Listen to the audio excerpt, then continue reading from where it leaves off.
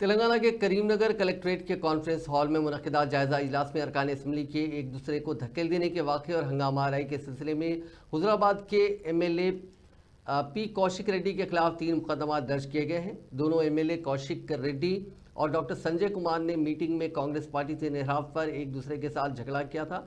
करीमनगर के आरडीओ ने इतवार की रात बीआरएस रुकन असम्बली के खिलाफ वन टाउन पुलिस में शिकायत दर्ज कराई। करीमनगर डिस्ट्रिक्ट लाइब्रेरी के चेयरमैन सत्तू मलेशम ने भी शिकायत दर्ज करवाई कि कौशिक रेड्डी ने उनके साथ नाज़ेबा सलूक किया। इस पूरे मामले को लेकर आज पुलिस ने कौशिक रेड्डी को हैदराबाद में उनकी रिहायशगाह से गिरफ्तार करते हुए करीमनगर मुंतकिल किया।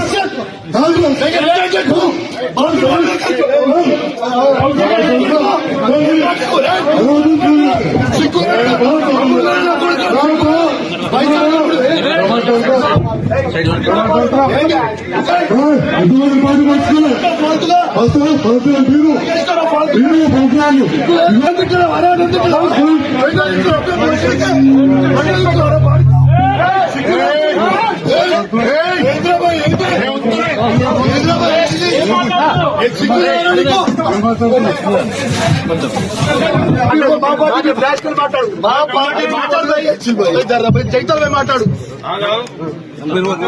అదే భాయ్ సాబ్